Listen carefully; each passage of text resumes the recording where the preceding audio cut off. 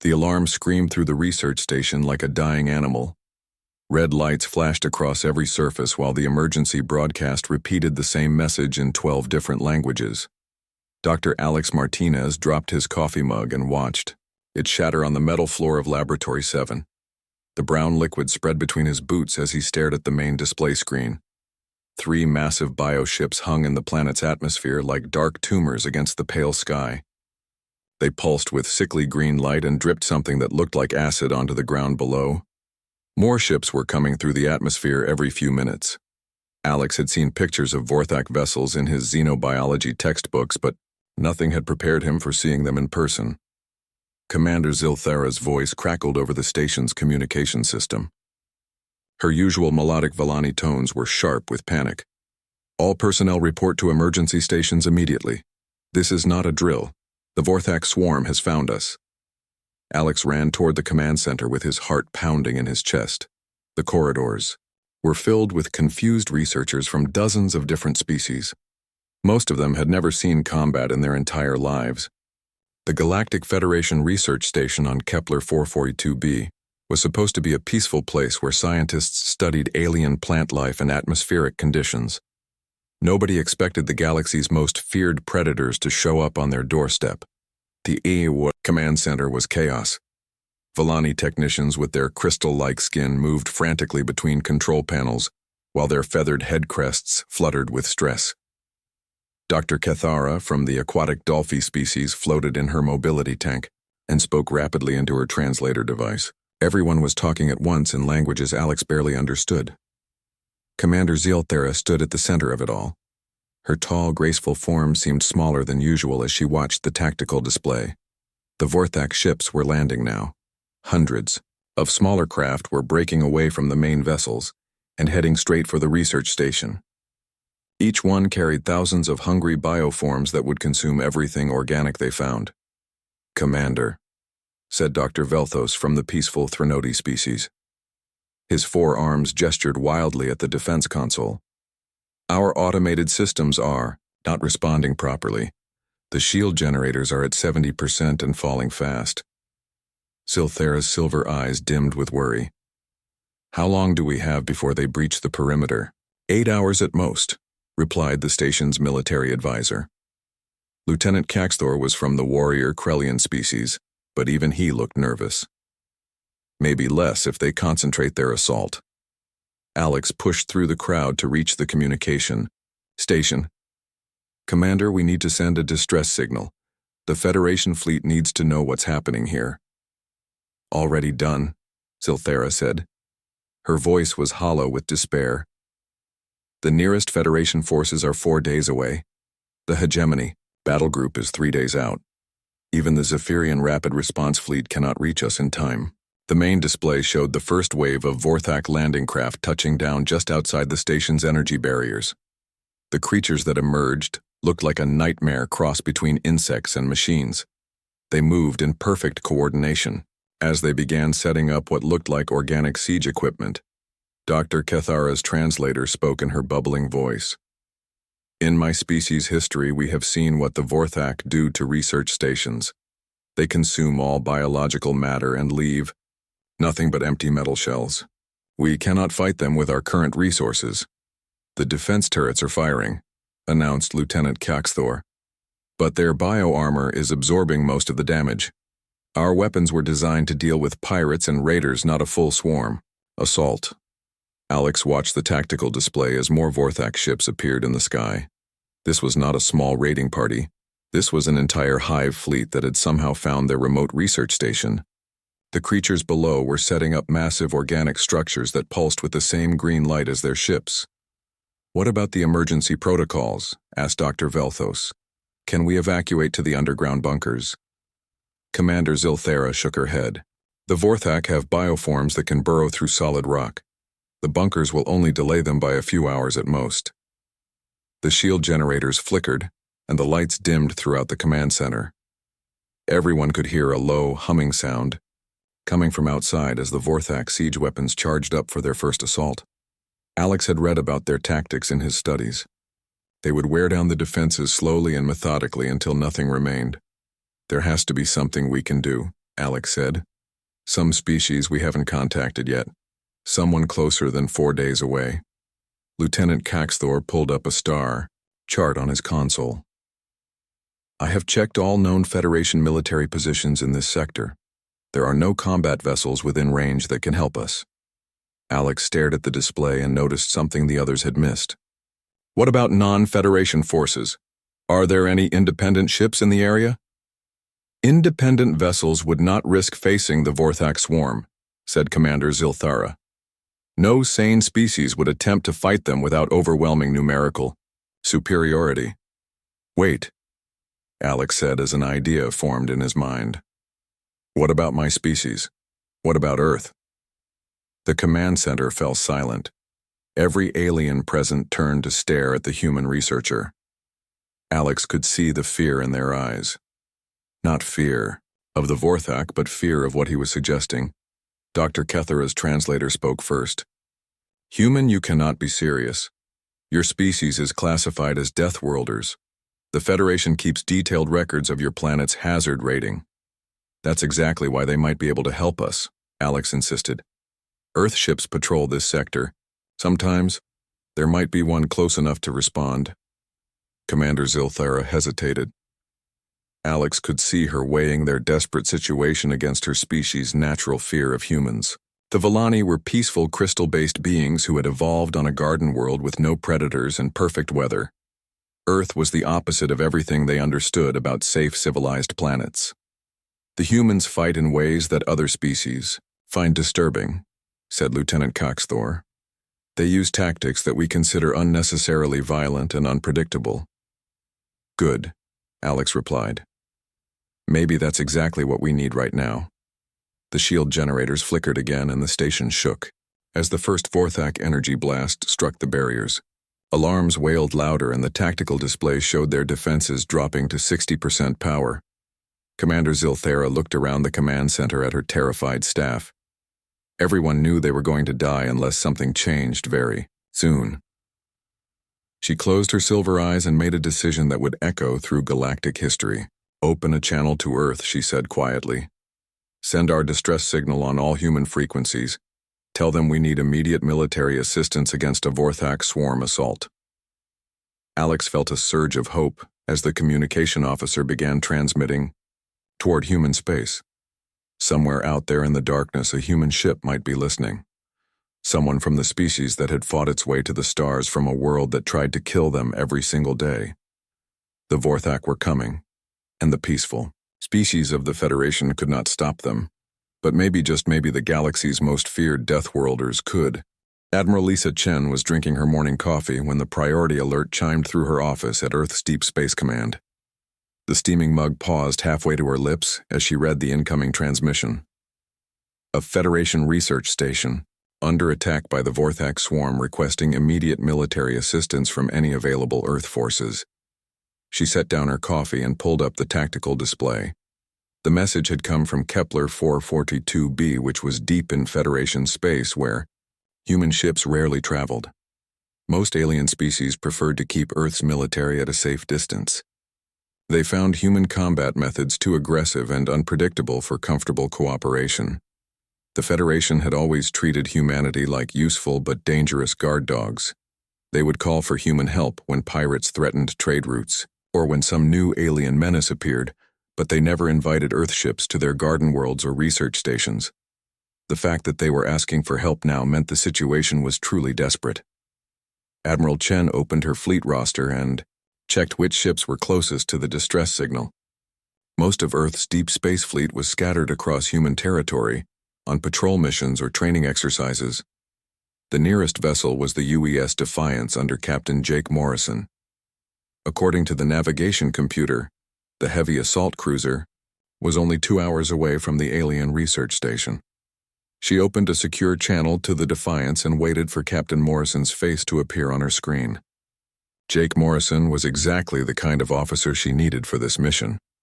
He had grown up on one of Earth's colony worlds, where natural disasters and hostile wildlife were daily concerns. Like most humans, he had learned to fight back against impossible odds from an early age, Admiral Morrison said as his image stabilized. Behind him, she could see the bridge of his ship bustling with activity. I'm guessing this is about the Federation distress call we just picked up. That's right, Jake, Admiral Chen replied. I need you to respond immediately. The research station is under attack by a full Vorthak swarm. How quickly can you get there? Morrison turned to consult with his navigation officer. We can be there in 90 minutes if we push the engines hard. What's our mission profile? Rescue and evacuation of all research personnel, the Admiral said. The Federation considers the Vorthak to be an unstoppable force. No alien military has ever successfully repelled a full swarm assault. A grim smile crossed Morrison's face. Well, Admiral, I guess it's time to show them how humans handle unstoppable forces. Admiral Chen nodded approvingly. This was exactly the attitude she expected from her officers.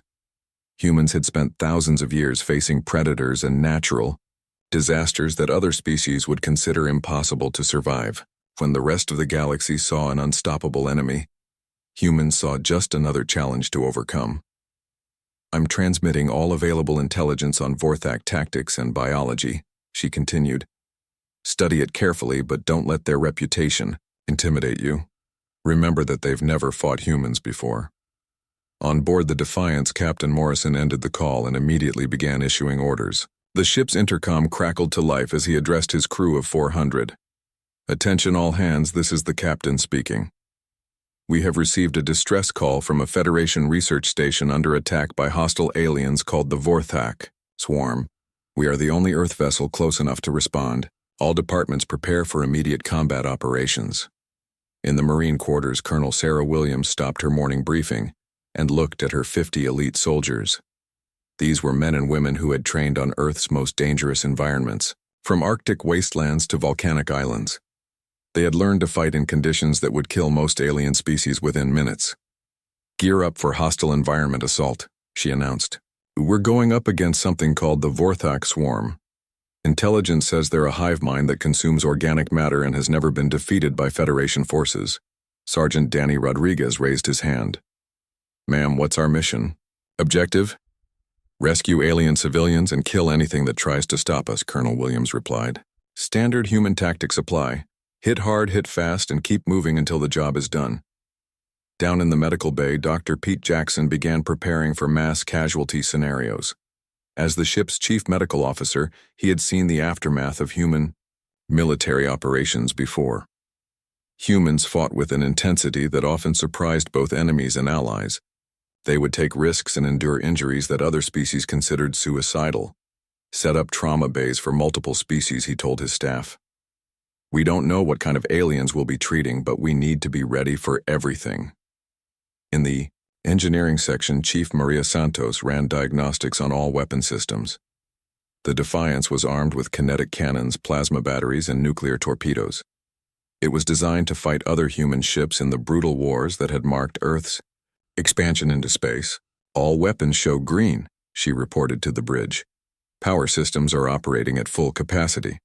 We're ready for whatever these bugs can throw at us. Captain Morrison studied the intelligence files about the Vorthak as his ship raced through hyperspace. The aliens were described as a biological nightmare that moved in perfect coordination. They used living ships and organic weapons that could adapt to enemy tactics. Most Federation species found them terrifying because they represented everything civilized beings feared about uncontrolled evolution. But Morrison saw something different in the reports. The Vorthak were efficient and logical in their approach to combat. They overwhelmed enemies through superior numbers and biological advantages.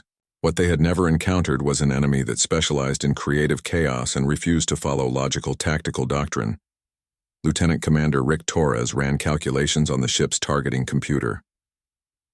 Captain, we're looking at approximately 300 Vorthak bioships of various sizes. The research station's shields are down to 30% and falling fast. What about the terrain around the station? Morrison asked. Rocky desert with unstable geological formations, Torres replied. Frequent seismic activity and underground gas pockets. The research station was built there to study the planet's unusual mineral deposits. Morrison smiled again. The Federation saw dangerous terrain as something to avoid. Humans saw it as another weapon to use against their enemies. Growing up on a death world taught you to turn every environmental hazard into a tactical advantage. Prep the assault shuttles for immediate launch, he ordered. I want Marines on the ground before the Vorthak know we're here. Colonel Williams, your people are going in hot. The Defiance dropped out of hyperspace just as the research station's shields finally collapsed. Captain Morrison looked at the tactical display and saw exactly what he expected. The Vorthak had surrounded their target and were moving in for the kill with methodical precision. They had no idea that Earth's apex predators were about to join the fight. The UES Defiance burst from hyperspace like an angry predator. Captain Morrison stood on his bridge watching the tactical display as hundreds of Vorthak bioships turned toward his vessel. The alien creatures had been focused on the research station below, but now they sensed a new threat approaching their feeding ground. The Vorthak ships were unlike anything in human military databases. They looked like massive insects crossed with deep-sea creatures. Their hulls pulsed with bioluminescent patterns that hurt to look at directly. Acid dripped from weapon ports that opened and closed like breathing mouths. These were not machines, built by an industrial civilization. They were living weapons grown in some alien hive. Sir, the Vorthak are moving to intercept us, reported Lieutenant Commander Rick Torres from his tactical station. They're forming a standard encirclement pattern. Looks like they want to surround us before attacking. Captain Morrison studied the enemy formation and smiled coldly. The Vorthak were following logical military doctrine. They had superior numbers, so they wanted to use those numbers to maximum advantage. It was exactly what any competent commander would do when facing a single enemy vessel. Unfortunately for the Vorthak, they had never fought humans before. All weapons target the lead bioships, Morrison ordered. Fire everything we have the moment we enter range. Don't give them time to complete their formation. The Federation military doctrine emphasized careful planning and defensive positioning. Most alien species preferred to study their enemies and develop careful strategies before engaging in combat. Humans had learned a different approach during their violent history on Earth. When facing a superior enemy, the best tactic was often to hit first and hit hard before the enemy could organize properly. Firing all forward batteries, announced Chief Engineer Maria Santos from the weapons control station. Nuclear torpedoes streaked toward the Vorthak formation, followed by streams of kinetic rounds and plasma bursts. The aliens had expected the human ship to maintain distance and probe their defenses. Instead, the Defiance opened fire at maximum range with every weapon it carried. The first torpedo struck a massive bioship that was trying to position itself above the human vessel.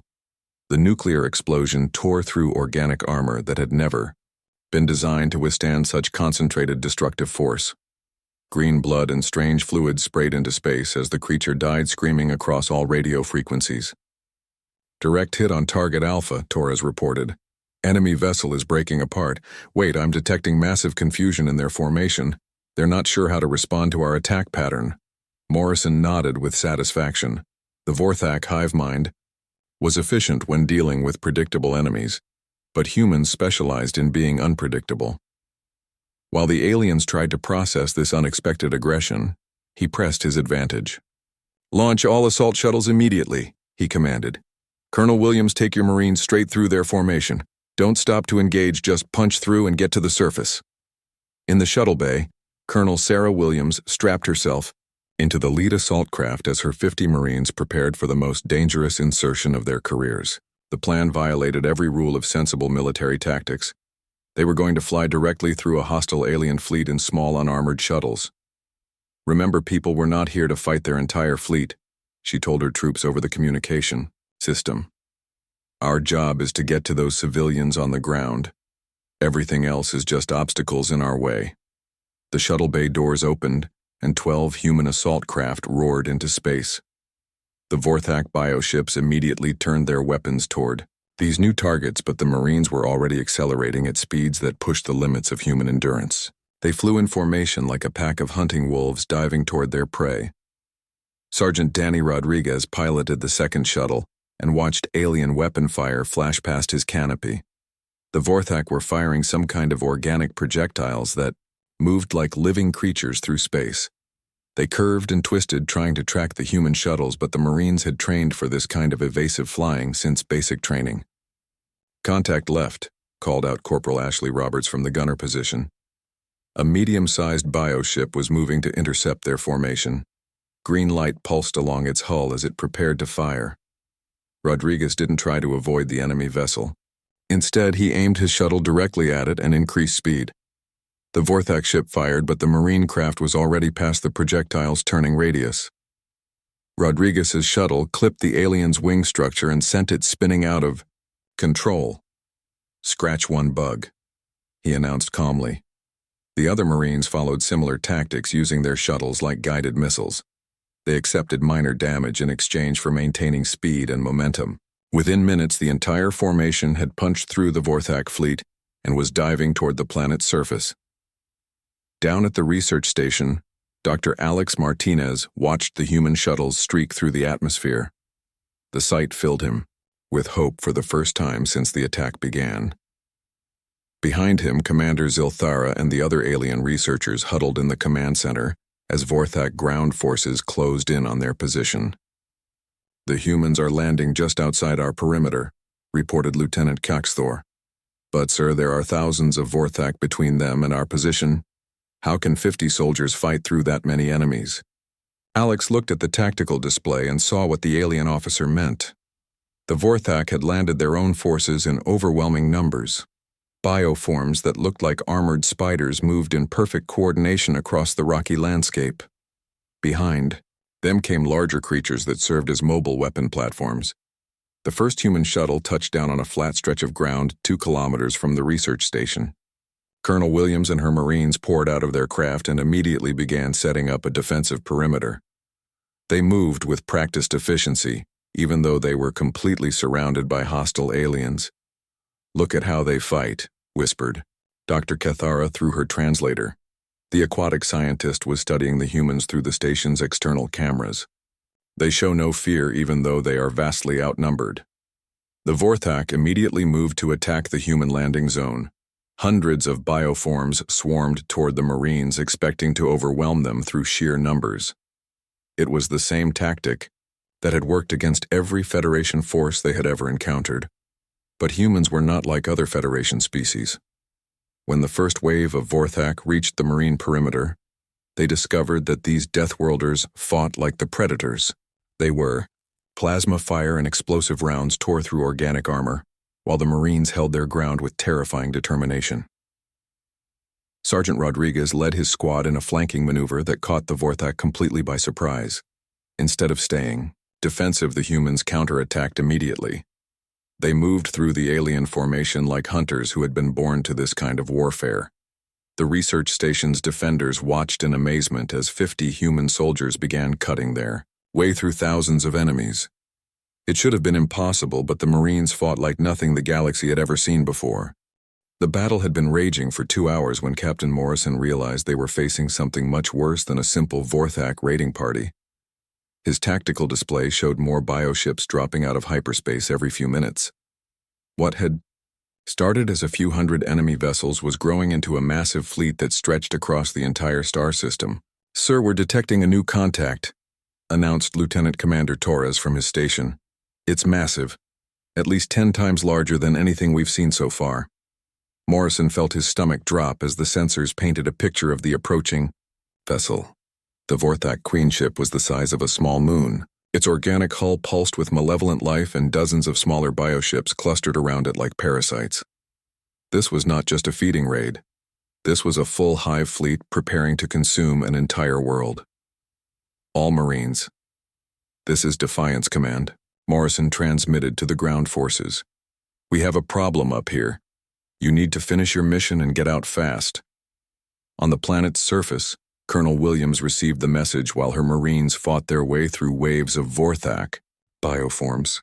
The aliens kept coming in endless numbers, but the humans had discovered something important about their enemy. The hive mind made logical decisions, but it could not adapt quickly to unexpected tactics. "Rodriguez, take your squad left," she ordered. "Roberts, move right. We're going to hit them from 3 directions at once." The Vorthak had expected the humans to maintain a defensive position and fight a slow retreat toward the research station. Instead, the Marines split into smaller groups and began attacking in multiple directions simultaneously. The hive mind tried to coordinate a response, but human tactics changed too quickly for its logical processes to follow. Sergeant Rodriguez led his team through a maze of rocky outcroppings that the Vorthak had not considered important to defend. The aliens thought in terms of direct approaches and efficient paths. Humans thought in terms of using every advantage the terrain could provide. "Contact front," called out Private Mike Walsh as a group of spider-like bioforms emerged from behind a boulder. The creatures moved with perfect coordination, but Rodriguez had fought similar enemies during training exercises on Earth's hostile colony worlds. "Grenades out!" Rodriguez shouted. His squad threw explosive charges that landed precisely where the Vorthak formation was thickest. The aliens had no concept of taking cover because their hive mind treated individual bioforms as expendable resources. The explosions tore through their ranks without meeting any defensive response. Meanwhile, Corporal Ashley Roberts discovered that the Vorthak's biggest weakness was their inability to understand illogical behavior. Her squad approached the research station by climbing down a steep cliff face that should have been impossible to navigate while carrying full combat gear. "Why are we going this way?" asked Private Jenny Clark as she rappelled down the rocky wall. "There's a perfectly good path just 200 meters to our left." "Because that's exactly why we're going this way," Roberts replied. "The bugs expect us to take the easy route. They've got that path covered with enough firepower to stop a tank battalion." The Vorthak had indeed positioned heavy bioforms along all the logical approaches to the research station, but they had not considered that humans might choose the most difficult and dangerous path simply because it was unexpected. The Marines reached the station's rear entrance without encountering a single enemy soldier. Back in orbit, Captain Morrison was dealing with his own tactical problems. The Vorthak Queen ship had begun launching attack waves that numbered in the thousands. His single vessel was fast and heavily armed, but it could not fight an entire hive fleet indefinitely. "Weapons are down to 60% ammunition," reported Chief Engineer Santos.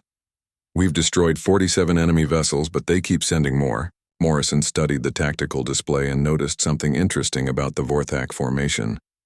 They were protecting the Queen ship by keeping it at the center of their fleet, surrounded by layers of smaller vessels. It was logical defensive positioning, but it also created an opportunity for someone crazy enough to take it. "All hands prepare for ramming speed," he announced over the ship's intercom. "We're going straight through their formation to hit the Queen ship directly."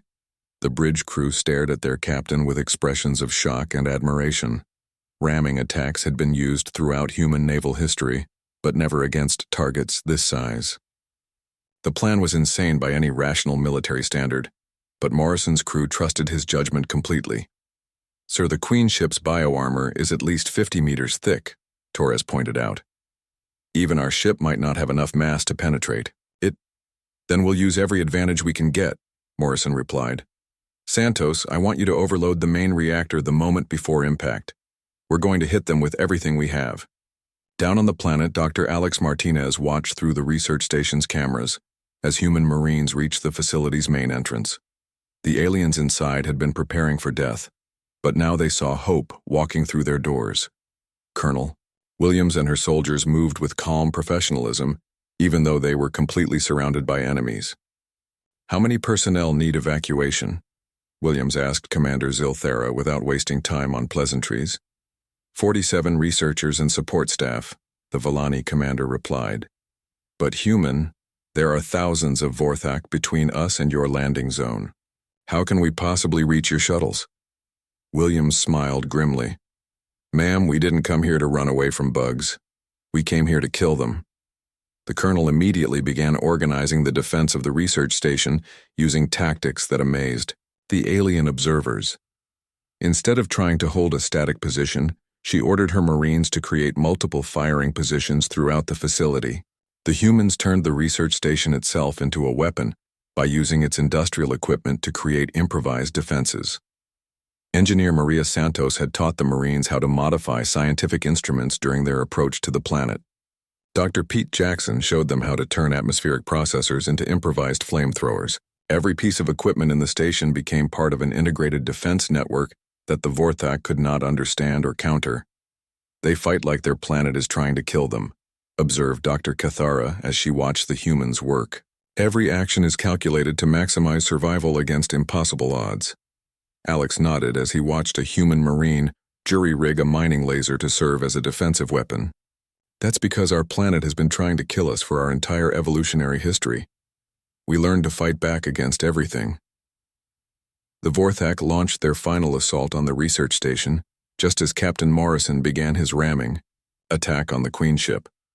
Both battles would determine whether the galaxy's most feared predators could be stopped by the species they had never encountered before.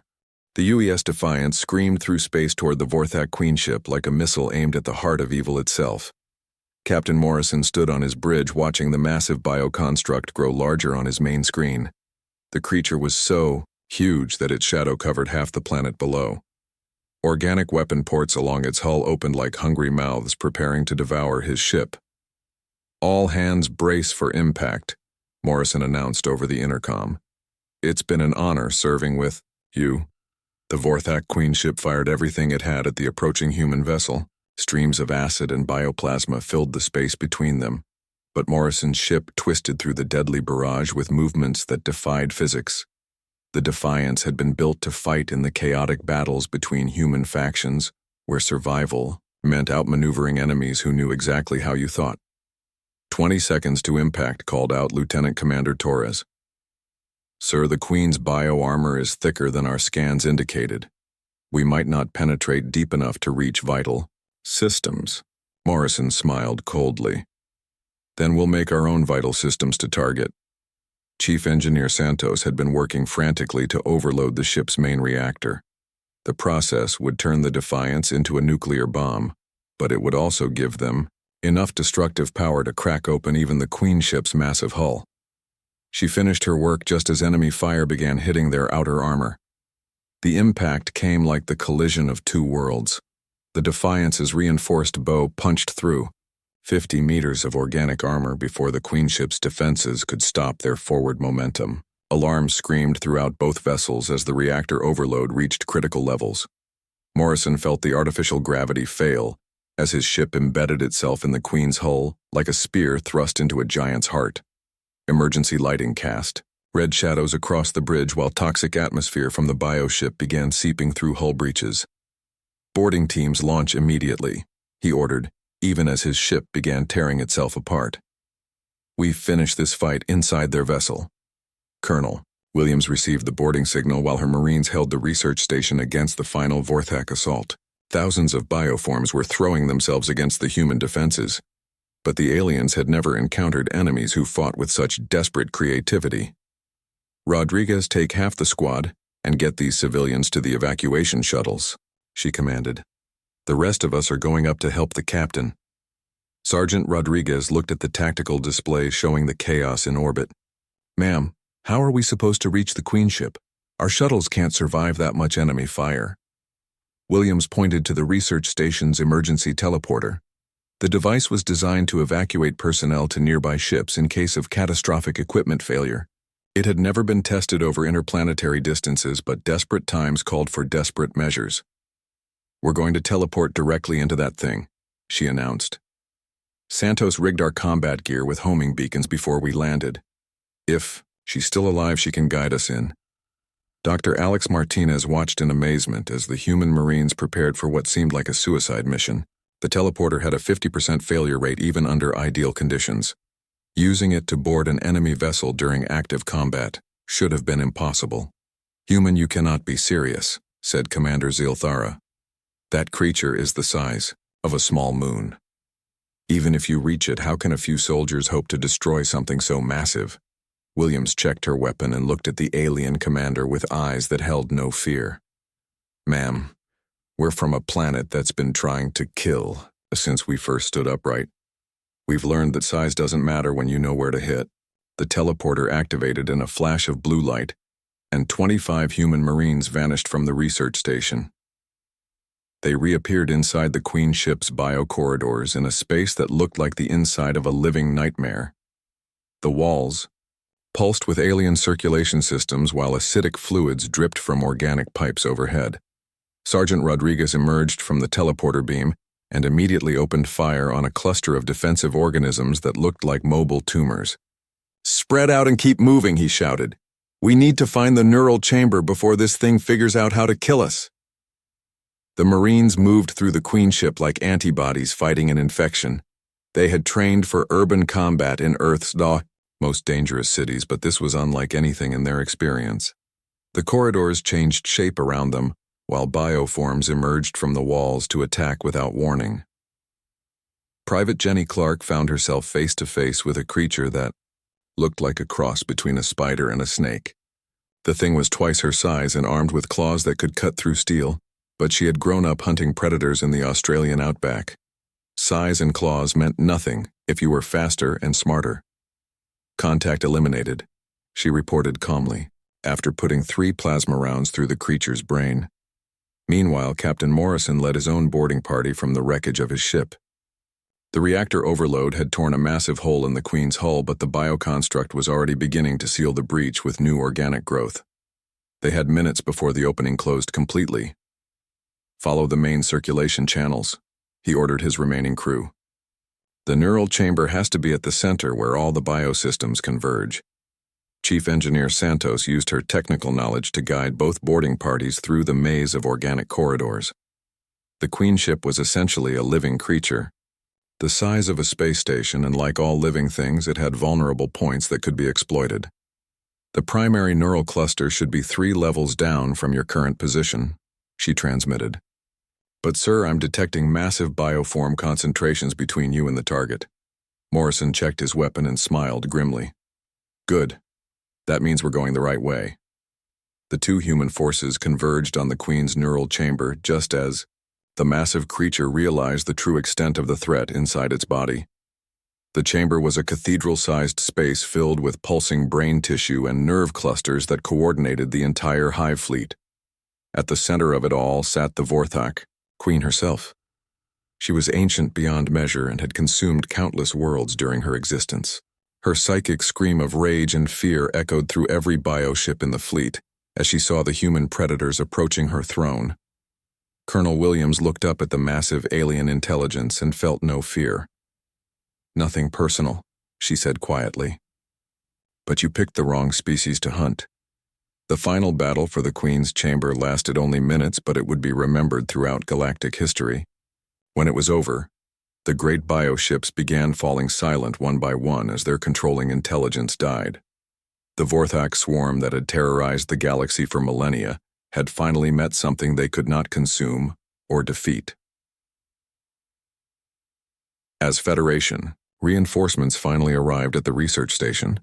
They found the human survivors calmly treating wounded alien researchers and cataloging captured Vorthak biotechnology.